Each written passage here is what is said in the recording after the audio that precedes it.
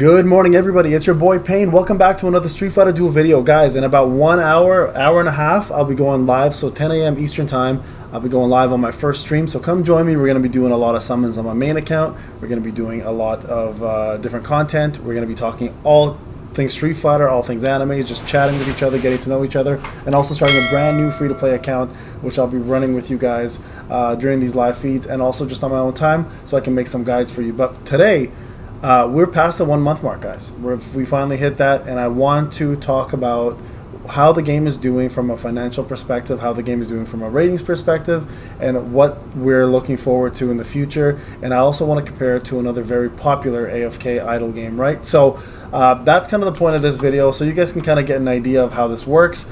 So real quick, just so you guys are aware, I'm actually going to be on Sensor Tower, which is a app that has a lot of data analysis on different applications within every store. So what we've done is I've gone ahead and put Street Fighter, but I'll erase these two and we'll try it again, right? So if I go to Street Fighter Duel, you can kind of see financially how they're doing from both versions.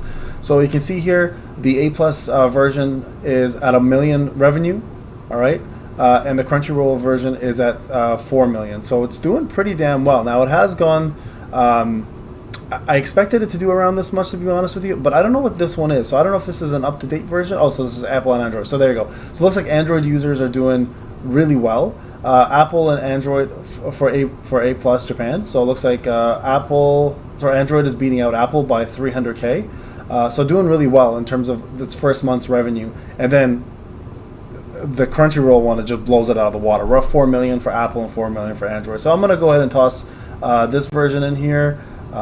Sure, let's do that, and then toss in, let's do this version, and let's toss in, actually, you know what, we'll do the Android version, oh, the Apple version, sorry, I think that's probably the more popular one anyways, and then we'll add in the other versions shortly, okay, so we can kind of see, we'll do this right here, and we'll just compare the two, okay, so I'm going to click on it here and kind of show you guys, kind of show you guys what exactly the app's most popular packages are and where we are for descriptions and stuff. Okay, so so category rank right now, if you look at it, it is kicking around #1 for iPhone games, which is, you know, for role playing specifically.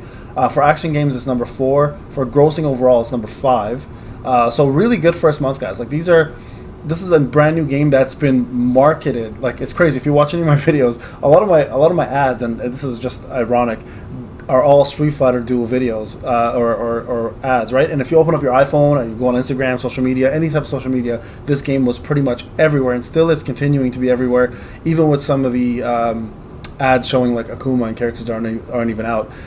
So it's kind of weird how they've done the marketing, which is a little off brand because it's not really true to what's out now, but it's been a machine, right? So it's killing it right now in the US specifically. So I'm gonna only look at the US region. There's other regions as well. Australia, I mean, let's just look at Australia just out of curiosity. #1, #3, #6. So it's doing just as well in Australia and Canada. #2, #6. I'm curious what we Canadians are playing over this right now. You know, and then there's the UK, of course, and that's also #1, #4, #9. So as you can tell, and especially under the role-playing genre, it's actually absolutely killing it right now.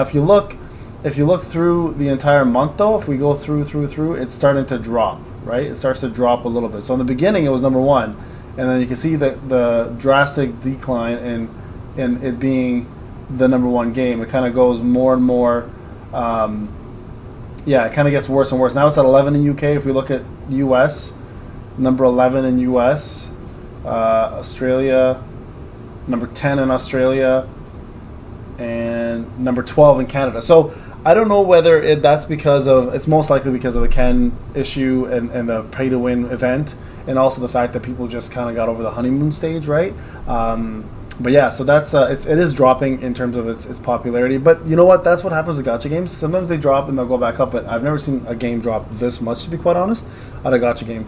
So yeah, so that's interesting how that happens. Ratings and reviews, for the most part, it's getting pretty good. Like it's got 4.5 stars, I believe. Yeah, right there for 1,000 reviews in Canada. US has got almost close to 5 with way more reviews. Australia 4.5-ish, and UK same thing. So I mean, you can see some critical reviews, obviously, and they're all pretty much the same thing. sound issues, which we know about. Crunchyroll wrecked this game, which is very, very common analysis that people make, which is, you know what, not all the time true, because they really don't do anything with the game outside of what the devs provide. They're just a platform that kind of promote it. Very pay to win, yeah, that's a big one.